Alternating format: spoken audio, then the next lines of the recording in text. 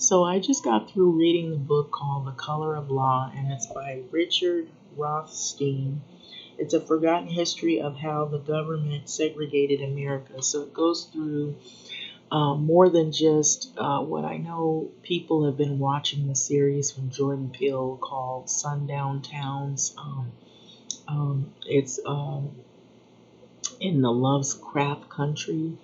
I believe it's a series that he has pretty much put out where he talks about the sundown towns. And so there were more than sundown towns. So if you read The Color of Law, it goes into an in-depth uh, history of how black people in America have been segregated for many, many decades, and that's what contributed to the wage gap and the wealth gap, and uh, contributed to a lot of people not being able to acquire homes. And if they are acquiring homes, they were pretty much run out of those homes, or the homes were dynamited, firebombed, or if they were in homes, they were able to acquire homes. There's all kinds of tactics that were used to suppress people's incomes.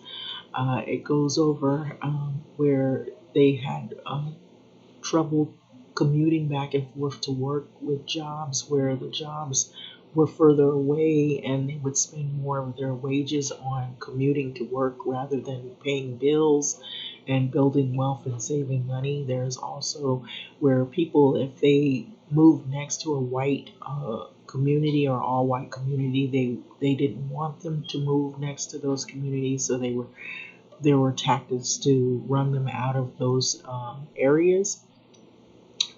There wasn't a pricing out back then. There was basically intimidation and threats and Ku Klux Klan that would run you out of neighborhoods. You couldn't buy in neighborhoods that were white communities, and the white communities had covenants, and legally they would even go to court and they would fight for those communities to keep black people out of the communities so they could keep the communities purely white. Um, as their covenant required them to do, um, or their racial bias.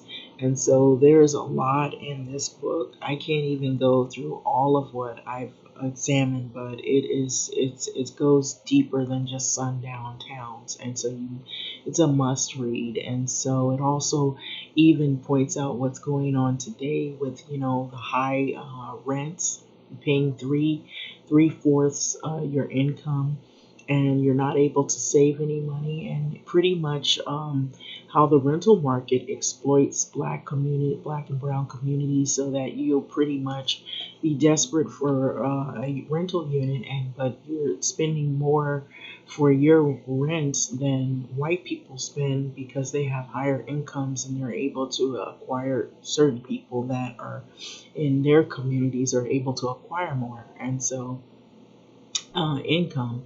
And so there's a lot that was done through the federal government and through public policy that pretty much perpetuated the racism, and it has gone on up to even today. And so I just wanted to add that in there, that this is nothing new. What we're seeing happening is a repeat, or it's an extension of what has happened before. There's been a lot that has been done to people to pretty much put them in a position where they have to feel as though that they're being taken, they know that they're being taken advantage of, but they don't know how to address it. And so a lot of this has to do, it points with public policy and federal government, and the laws that are allowed to permit a lot of this perpetuation of racial disparity and discrimination to continue on as it is. And so I was reading where a lot of this was even examined through, they did studies on it, and even though they came up with findings about how black people were overtaxed, they were overpriced, They spent more money in rent. They spent more money in buying homes. There's a lot of stuff in this book that I was reading. So I just wanted to add that to the other video. Excuse me, I had a knock at the door because actually, believe it or not, I had ordered another book.